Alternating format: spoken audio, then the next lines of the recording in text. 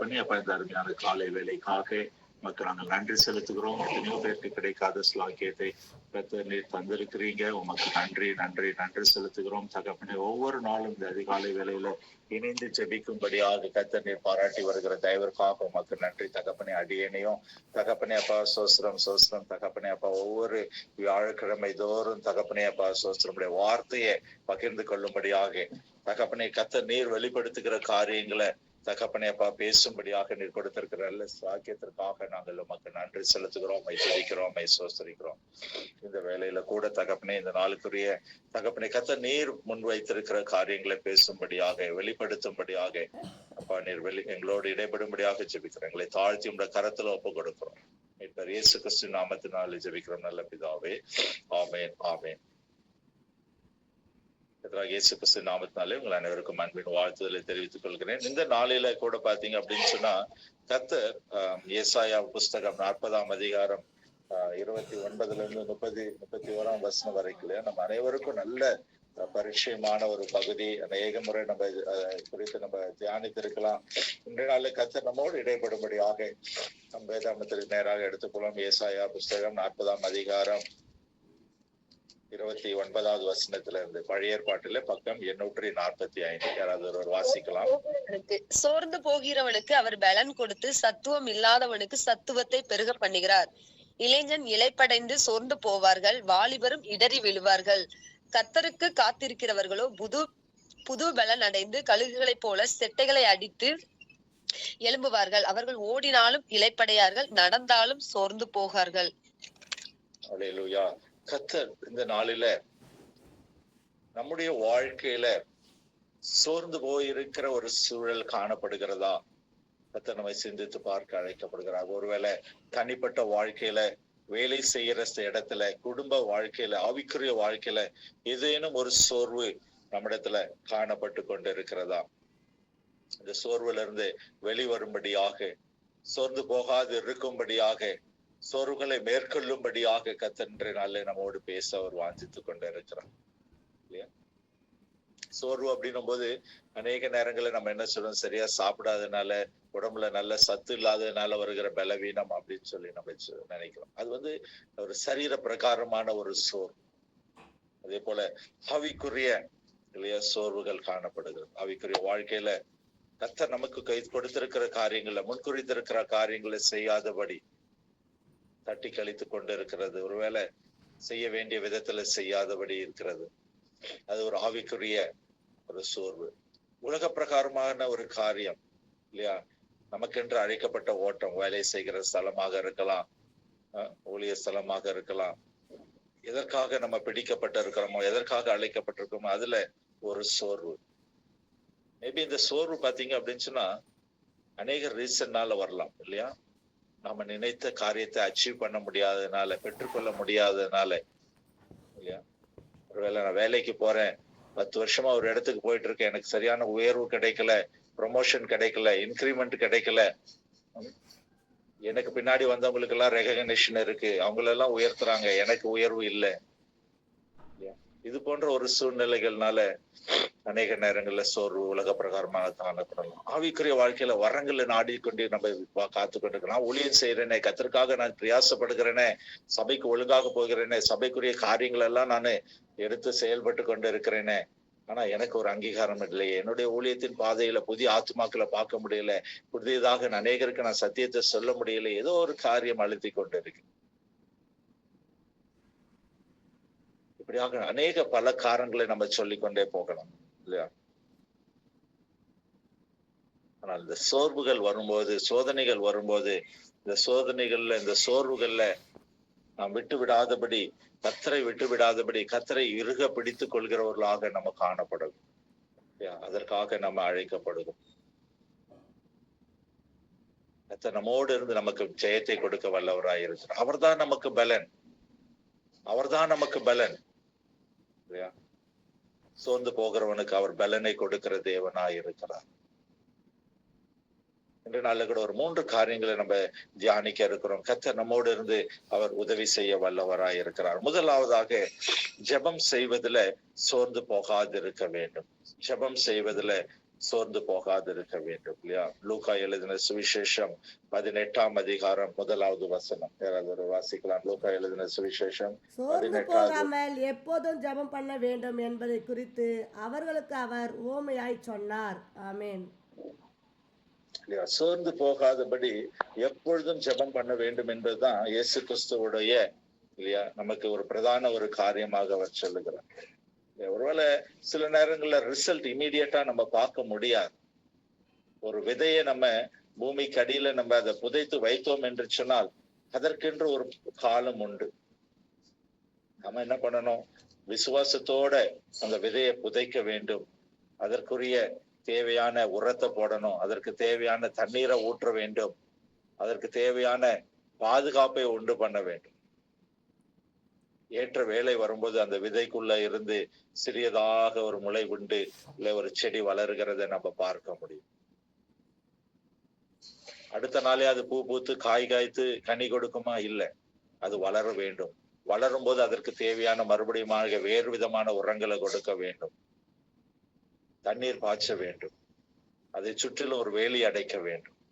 அந்த செடி வளர்ந்து ஏற்ற வேலையில பூ பூத்து காய் காய்த்து கனி கொடுக்கிறதாக காணப்படும். இந்த நாளில கூட நம்முடைய ஜெப வாழ்க்கை ஒருவேளை அநேக காரியங்களுக்காக நான் ஜெபித்து கொண்டு இருக்கிறேன். எனக்கு ரிசல்ட் பார்க்க முடியலையே. என் குடும்பத்தை ஒரு திருமண காரியம் காத்து கொண்டு இருக்கிறேன். குழந்தை பாக்கியத்துக்காக காத்து கொண்டு இருக்கிறேன். கடன் பாரம் நீங்கும்படியாக நான் ஜெபித்து கொண்டு இருக்கிறேன். பிள்ளைகள் படிப்பு காரியங்களுக்காக நான் ஜெபித்து கொண்டு இருக்கிறேன். சோர்ந்து போகாதிருங்கள். ஜெபம் பண்றதுல சோர்ந்து போகாதிருங்கள். சத்ருவானம் தவறான காரியங்களை சொல்லிட்டு இருப்பான். இவ்வளவு நாள் ஜெபிச்சு என்ன பிரயோஜனம்?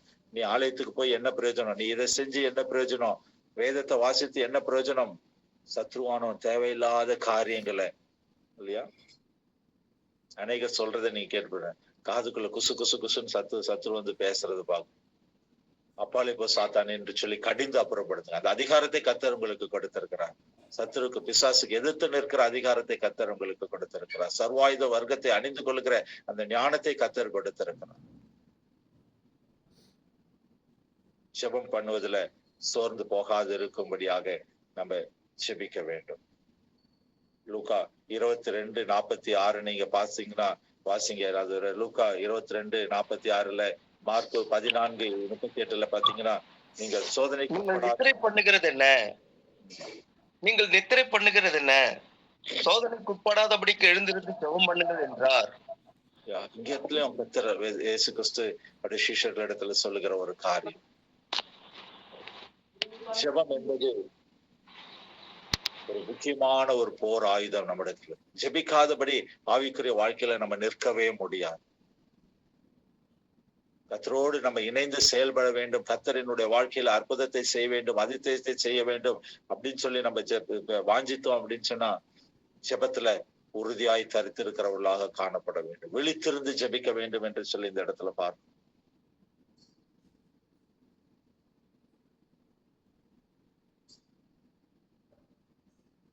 விழித்திருந்து ஜெபிக்கிறதுன்றது ஒரு முக்கியமான ஒரு காரியம் இல்லையா? நமக்கும் தேவனுக்கும் இடைப்பட்ட நேரம். அந்த நேரத்துல மற்ற டிஸ்டர்பன்ஸ் எதுவும் இருக்காது. ஆனா சோர்வு காணப்படும் இல்லையா? இரவு நேரத்துல நான் தூங்கணும்னு நினைச்சிட்டு படுப்பேன். அந்த நேரத்துல மற்ற டிஸ்டர்பன்ஸ் இருக்காது. ஆனா என்னது நம்மளுக்கு ஒரு சரீர பலவீனம். அதே நேரத்துல அதிகாலையில எழுந்து நான் ஜெபிக்கணும். எந்த உலக பிரகாரமான டிஸ்டர்பன்ஸ் இருக்காது. கர்த்தருக்கும் எனக்கும் இடைப்பட்ட நேரம் நினைப்போம். ஆனா அந்த இடத்துலதான் தூக்கம் இல்லையா? கர்த்தர் இன்றைய நாளில நம்மிடத்துல சொல்லுகிற ஒரு காரியம், ஜெபம் செய்வதிலே சோர்ந்து போகாது இருங்கள் என்று சொல்லி கர்த்தர் சொல்லுங்க. அடுத்தபடியாக நீங்க பாத்தீங்க அப்படின்னு சொன்னா 1 தெசலோனிக்கேயர் 5:17 1 தெசலோனிக்கேயர் 5:17 பாத்தீங்க அப்படின்னு சொன்னா அடுத்தபடியாக நாம் எப்படி ஜெபிக்க வேண்டும் என்று சொல்லி நம்ம அந்த இடத்துல ஜெபம் பண்ணுங்கள். ஒரு முக்கியமான ஒரு காரியம், இடைவிடாமல் ஜெபிக்க வேண்டும். சோர்ந்து போய்விடக்கூடாது. இந்த காரியத்துக்காக நான் ஜெபித்து கொண்டிருக்கிறேனே, மாசக்கணக்கா ஜெபித்து கொண்டிருக்கிறேனே, வருஷக்கணக்கா ஜெபித்து கொண்டிருக்கிறேனே, எப்பொழுது நான் இதனுடைய பலனை காண்பேன் என்று சொல்லி சோர்ந்து விடக்கூடாது. கர்த்தர் உங்களுடைய வாழ்க்கையில வாக்குரைத்து இருந்தால் அது நிச்சயமாகவே நிறைவேறும். அதை எடுத்து போட யாராலும் முடியாது. நம்முடைய விசுவாசம் தான் அதை ஜெயத்தை கொடுக்கும். உங்க விசுவாசம் நல்ல ஹை லெவல்ல இருந்துச்சுன்னா நீங்க அதை பெற்றுக்கொள்வீங்க.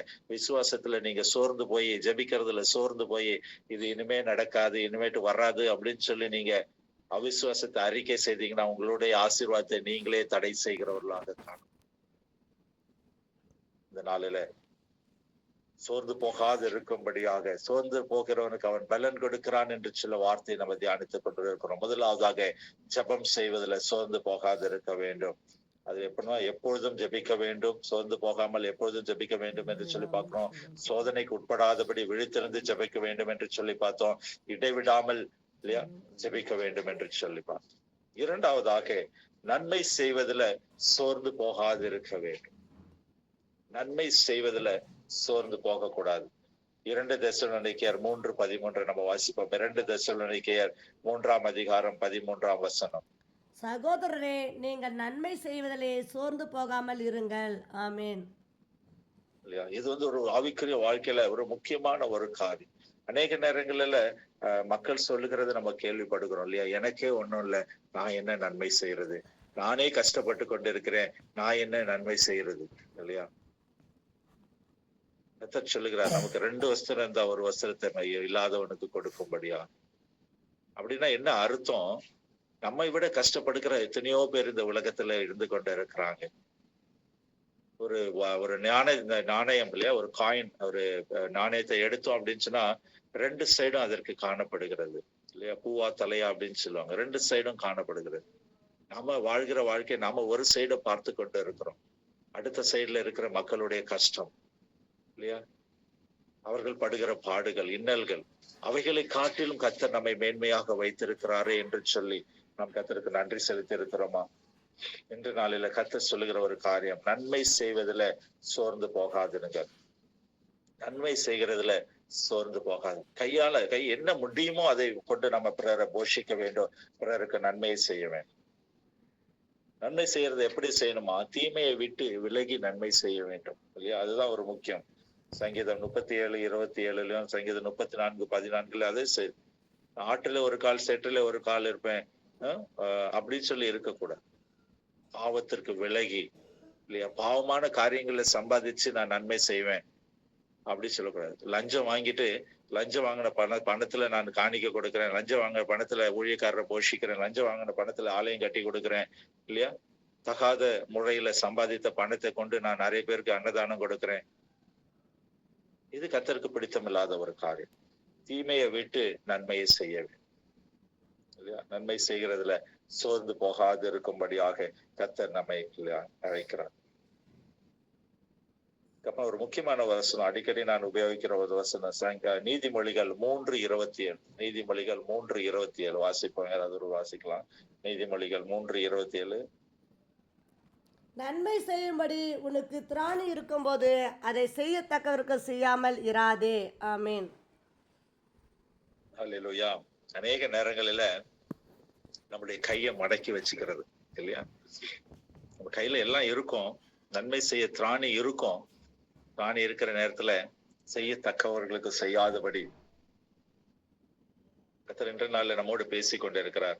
யாராவது ஏதாவது உதவி ஒத்தாசை கேட்டிருக்கிறாங்களா, ஏதாவது நன்மை செய்யும்படி கேட்டிருக்கிறாங்களா, யாராவது ஒருத்தர் ரெஃபர் பண்ணும்படியாக, யாராவது ஒருத்தருக்கு சிபாரிசு பண்ணும்படியாக, ஏதோ ஒரு இடத்துல நன்மை செய்யும்படியாக நம்ம கிட்ட கேட்டு, நமக்கு தெரியும் நல்லா செய்ய முடியும், உதவி செய்ய முடியும், ஆனா செய்யாதபடி நம்ம இருமாப்பாய் ஒருவேளை நம்முடைய இருதயத்தை கடினப்படுத்தி கொண்டு இருக்கிறோமா? நன்மை செய்கிறதுல சோர்ந்து போகாது இருக்கும்படியாக கர்த்தர் இன்றைய நாளில நம்மை அழைக்கிறோம். இதற்காக தான் நாம் அழைக்கப்பட்டு இருக்கிறோம். இயேசு கிறிஸ்துடைய வாழ்க்கையை பாருங்க. இயேசு கிறிஸ்துவை குறித்ததாக வேதாமத்துல என்ன சொல்லியிருக்கிறது? அவர் கிராமந்தோறும் பட்டணந்தோறும் அவர் நன்மை செய்கிறவராகவே சுற்றி திரிந்தார் என்று சொல்லி பார்க்கிறோம். நாம் அவருடைய பிள்ளைகளாக இருந்தோம் என்று சொன்னால் அதே நன்மை செய்கிற குணம் நமக்குள்ள காணப்பட வேண்டும். எப்படி செய்யணும்? ஏதோ ஒரு நாளைக்கு, வருஷத்துக்கு ஒரு நாளைக்கு, அப்படி கிடையாது. சோர்ந்து போகாதபடி தொடர்ந்து கண்டினியூஸாக நன்மை செய்கிறவர்களாக நம்ம காணப்பட முடியும். அதற்காக தான் நம்ம அழைக்கப்படுகிறோம்.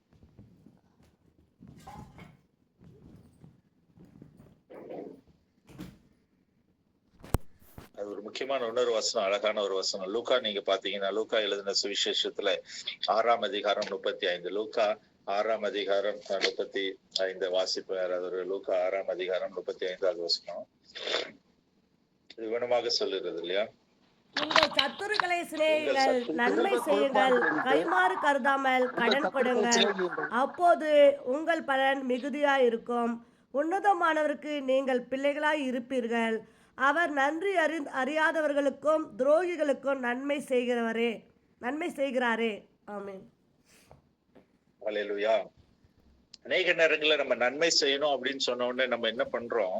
நன்மை செய்யல சோர்ந்து போகாது இருக்கணும்னு சொல்லியாச்சு, நான் இனிமேட்டு நன்மை செய்ய போறேன் அப்படின்னு சொல்லி நம்ம சுத்தி இருக்கிற நம்மளுக்கு தெரிந்தவர்கள், உறவினர்கள், நண்பர்கள், தேவையானவங்க, நம்ம ஏதாவது செஞ்சோம்னா அவங்க ஏதாவது நமக்கு செய்வாங்க அப்படின்னு செஞ்சுட்டு நன்மை செய்யறதுக்கு பேர் நன்மை செய்கிறது கிடையாதான். இந்த இடத்துல என்ன சொல்லியிருக்கு அழகா? என்ன சொல்றாங்க?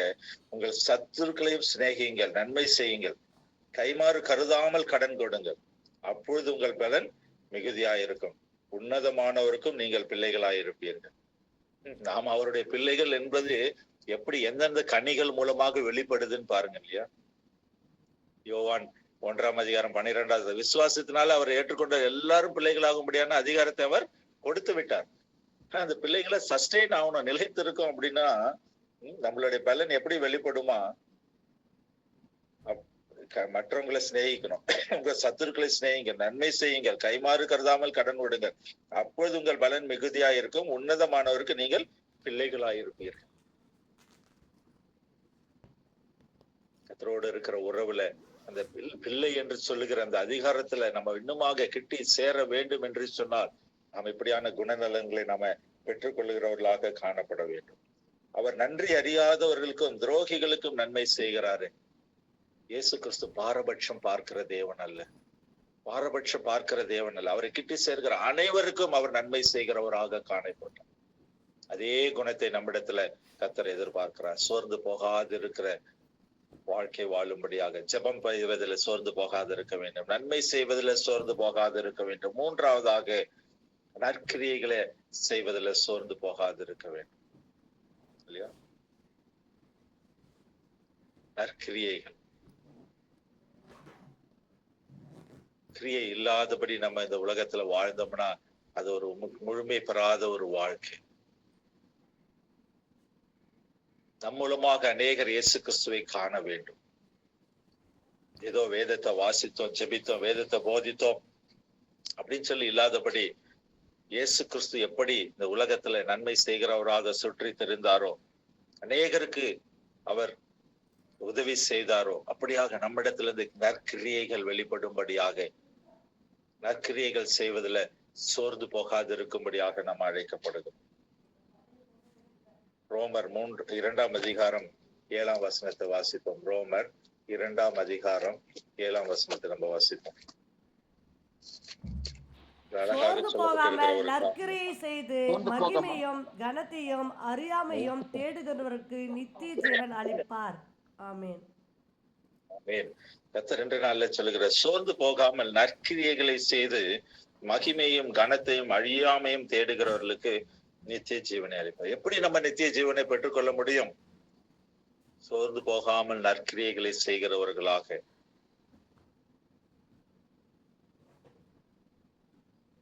இந்த நாளில நாம் இருக்கிற நிலைமையில, நாம் இருக்கிற இடத்துல தேவனுடைய நாம மகிமைக்கென்று ஏதாவது நற்கிரியைகளை செய்யலாமா? ஏழை எளிய ஜனங்கள், படிக்க முடியாத பிள்ளைகளுக்கு ஏதோ நோட்டு புஸ்தகம் வாங்கி கொடுக்கலாம், அவர்களுக்கு ஒரு நல்ல ஒரு ட்ரெஸ்ஸை கொடுக்கலாம், அன்பு செலுத்தலாம் இல்லையா? அன்பு இல்லாதபடி எத்தனையோ பிள்ளைகள் கஷ்டப்பட்டு கொண்டு இருக்கிறாங்க. இயேசு கிறிஸ்துடைய அன்பை நாம் பிரதிபலிக்கிறவர்களாக நம்ம காணப்பட வேண்டும். நற்கிரியைகள் நம்மிடத்திலிருந்து வெளிப்படும்படியாக. அப்போஸ்தலர் 9:36 பாத்தீங்கன்னா, தபித்தாள் என்ற ஒரு பெண்ணை குறித்து, தபித்தாள் நற்கிரியைகளை செய்து வந்த பெண்ணாக அந்த இடத்துல காணப்பட்டார். ஊழியர்களை, கர்த்தருடைய பிள்ளைகளை அவள் கனப்படுத்தினது காரியத்தை நம்ம பார்க்கணும். நற்கிரியை என்பது ஒவ்வொரு மனுஷனுக்கும் உள்ள ஒரு காரியம். 2 தீமோத்தேயு 3:16 நீங்க வாசிங்க. 2 தீமோத்தேயு 3:16 அழகான ஒரு காரியத்தை நம்ம பார்க்கிறோம். தேவனுடைய மனுஷன் எப்படி இருக்க வேண்டும் என்று சொல்லி அந்த இடத்துல பார்க்க 2 தீமோத்தேயு 3:16. வேத வாக்கியங்கள் எல்லாம் தேவ ஆவியினால் அருளப்பட்டிருக்கிறது. தேவனுடைய மனுஷன் தேறினவனாகவும் எந்த நற்கிரியையும் செய்ய தகுதியுள்ளவனாகவும் இருக்கும்படியாக அவைகள் உபதேசத்துக்கும் கடிந்து கொள்ளுதலுக்கும் சீர்திருத்தலுக்கும் நீதியை படிப்பிதலுக்கும் பிரயோஜனம் உள்ளதாய் இருக்கிறது. ஆமென். தேவனுடைய மனுஷன் எப்படி இருக்கணுமா? எந்த நற்கிரியும் செய்ய தகுதியுள்ளவனாக இருக்கும். வேத வசனங்களை ஜஸ்ட் அப்படியே படிச்சுட்டு வேத வசனங்களை பிரசங்கித்துட்டு வேத வசனங்களை இல்லையா இப்படியாக சொல்லிவிட்டு கடந்து போகாதபடி நாம் எப்படியாக இருக்கணும்? தேவனுடைய பிள்ளைகள் எப்படியாக இருக்கணும்? தேவனுடைய மனுஷன்னா நம்ம எல்லாரும் தான் தேவனுடைய மனுஷன். ஊழியக்காரங்க என்று சொல்லி கடந்து விடக்கூடாது. நம்ம எல்லாம் தேவனுடைய பிள்ளைகள். தேவனுடைய பிள்ளைகள் எப்படி இருக்கணுமா? எந்த நற்கிரியிலும் செய்ய தகுதி உள்ளவனாக இருக்கும். நம்ம இடத்துல மற்றவங்க குற்றம் கண்டுபிடிக்க முடியாது. நான் போய் நாளைக்கு ஏதோ ஒரு உதவி கொடுக்க போறேன், ஏதோ ஒரு நன்மை செய்ய போறேன், நற்கிரியைகளை என்னிடத்துல இருந்து வெளிப்பட போகுதுன்னா குற்றம் பண்ணக்கூடாது. நான் ஏற்கனவே சொன்னபடி இவன் சம்பாதிச்ச சம்பாத்தியம் தெரியாதா, இவன் என்ன பண்ணிருப்பான், எங்கிருந்து சம்பாதிச்சு எங்கிருந்து வாங்கிட்டு வந்து கொடுக்குறான் அப்படின்னு சொல்லி நம்மளை குற்றப்படுத்தக்கூடாது. நம்ம இடத்துல பிழை இல்லாதவர்களாக நம்மை பாதுகாத்துக் கொள்ள வேண்டும். தகுதி உள்ளவனாக நம்மை பாதுகாத்துக் கொள்ள வேண்டும். தகுதிப்படுத்துகிறவர் இயேசு கிறிஸ்து. ஒருவேளை அப்படியான தகுதியை இழந்திருக்கிறோமா? ஏதோ ஒரு பாவத்துல ஏதோ ஒரு காரியத்துல சிக்கி தவித்து கொண்டு இருக்கிறோமா? இதனால என்னுடைய பெயர் கெட்டு போயிருக்கிறது, இதனால எனக்கு சமுதாயத்துல ஒரு அங்கீகாரம் இல்லை, இதனால எத்தனையோ பேர் என்னை புறக்கணித்து இருக்கிறாங்க, நான் ஒரு பாவ வாழ்க்கையில வாழ்ந்து கொண்டு இருக்கிறேன், அதுல இருந்து வெளியே வர வேண்டும் என்று சொல்லி ஒருவேளை யோசித்து கொண்டு இருக்கிறீங்களா? கர்த்தராகிய இயேசு கிறிஸ்து விடுதலை கொடுக்கிற தேவனாய் இருக்கிறார். அவரிடத்துல நம்முடைய பாரங்களை இறக்கி வைப்போம். நம்முடைய காரியங்களை அவரிடத்துல சொல்லுவோம். உலகத்துல இருக்கிறவங்க எத்தனை வேணாலும் சொல்லி போடலாம், என்ன வேணாலும் சொல்லிட்டு போகலாம். ஆனால் நம்முடைய பாவ வாழ்க்கையில இருந்து அந்தரக காரியங்களில இருந்து அந்த குற்ற உணர்வுல இருந்து விடுதலை கொடுக்கிற ஒரே ஒரு தெய்வம் இயேசு கிறிஸ்து. அவரை இன்றி நமக்கு சமாதானம் இல்லை, சந்தோஷம் இல்லை, விடுதலை இல்லை. நம்மை தகுதிப்படுத்துகிறவர் அவர்தான். நம்முடைய நற்கிரியைகளை பார்த்து மற்றவங்க குற்றம் சொல்லாதபடி, நம்மை குறை சொல்லாதபடி அவர் நம்மை தகுதிப்படுத்துகிறார். நாம என்ன பண்ணணும்? நம்முடைய பாவங்களை அறிக்கை செய்து அவைகளை விட்டு உண்மையாய் மனம் திரும்பும் போது கர்த்தர் நம்மை தகுதிப்படுத்துகிற தெய்வமா இருக்கிறார் என்று சொல்லி, இதனால கூடி வந்திருக்கிற நம்ம ஒவ்வொருடைய வாழ்க்கையில கர்த்தர் பெரிய காரியங்களை செய்வார், அதிசயங்களை செய்வார், அற்புதங்களை செய்வார். சோர்ந்து போகிறவனுக்கு அவர் பலன் கொடுத்து, சத்துவம் இல்லாதவனுக்கு சத்துவத்தை பெருக பண்ணுகிற தேவன். 3 காரியங்களை பார்த்தோம். ஜெபம் பண்ணுவதில் சோர்ந்து போகக்கூடாது, நன்மை செய்வதில் சோர்ந்து போகக்கூடாது, நற்கிரியைகள் செய்வதில் சோர்ந்து போக கூடாது என்று சொல்லி பார்த்தோம். கர்த்தர் நிச்சயமாகவே பலனை கொடுப்பார், ஆசீர்வதிப்பார், உயர்த்துவார். தலைகளை தாழ்த்தி ஜெபிப்போம். எங்கள் அன்பின் பரம தகப்பனே, அப்ப இந்த அருமையான வேலைக்காக நாங்கள் உமக்கு நன்றி செலுத்துகிறோம். எத்தனையோ பேருக்கு கிடைக்காத ஸ்லாக்கியத்தை கர்த்தர் நீர் கொடுத்தீர், உமக்கு நன்றி செலுத்துகிறோம். இந்த வேலையில கூட தகப்பனே அப்பா சோஸ்திரம் அப்பா, நாங்கள் சோர்ந்து போகாதபடி நீர் எங்களுக்கு பலன் கொடுக்கிறீர், சத்துவத்தை பெருக பண்ணுகிறீர். அதற்காக உமக்கு நாங்கள் நன்றி செலுத்துகிறோம். தகப்பனே அப்பா, உமோடு இருக்கிற உறவை தகப்பனே பலப்படுத்தும்படியாக ஜெபிக்கிற காரியத்துல நாங்கள் சோர்ந்து போகாதபடி இருக்கணும்னு சொல்லி எங்களோட பேசியிருக்கீங்க. அதற்காக உமக்கு நன்றி. தகப்பனே அப்பா, நன்மை செய்கிறதுல, மற்றவர்களுக்கு உங்களுடைய அன்பை வெளிப்படுத்துகிறதுல, நன்மை செய்கிறதுல சோர்ந்து போகாது இருக்கும்படி, அதே போல் நற்கிரியைகள் செய்கிறதுல தகப்பனே அப்பா சோஸ்திரம், நாங்கள் பேச்சு அளவுல தகப்பனே அப்பா இயேசு கிறிஸ்துவை அறிவிக்காதபடி நற்கிரியைகளை செய்கிறவர்களாக மற்றவர்களுக்கு பிரயோஜனமா இருக்க கர்த்தர் நீர் எங்களை நினைப்பூட்டி இருக்கீங்க. அதற்காக உமக்கு நன்றி. இணைப்புல இருக்கிற ஒவ்வொருவரையும் உடைய கருத்துல ஒப்பு கொடுக்கிறேன். ஒவ்வொருவரையும் எடுத்து பயன்படுத்துங்க தகப்பனே. சோர்ந்து போக கூடாது. உலக பிரகாரமாக, சரீர பிரகாரமாக தகப்பனே என்னென்ன சோர்வுகள் இருக்கிறதோ கர்த்தர் இன்றைய நாள் ஒரு விடுதலை கொடுக்கும்படியாக நான் ஜெபிக்கிறேன். கர்த்தர் நீர் அப்படி செய்கிறபடினாலே உமக்கு நன்றி நன்றி நன்றி செலுத்துகிறோம். தொடர்ந்து நம்முடைய கிருபை தயவு கூட இருக்கட்டும். அப்ப இந்த கூடுகையை நடத்துகிற பாஸ்டருக்காக, அவர் குடும்பத்திற்காக நன்றி செலுத்து. தொடர்ந்து எடுத்து பயன்படுத்துங்க. பெரிய காரியங்களை செய்யுங்க. இயேசு கிறிஸ்துவின் ஜெபிக்கிறோம் நல்ல பிதாவே. ஆமென் ஆமென் ஆமென் ஆமென். நல்ல செய்திகளே, இந்த காலை வேளையில இந்த தியானத்துல அருமையான ஆவியானவர் நம் மத்தியிலே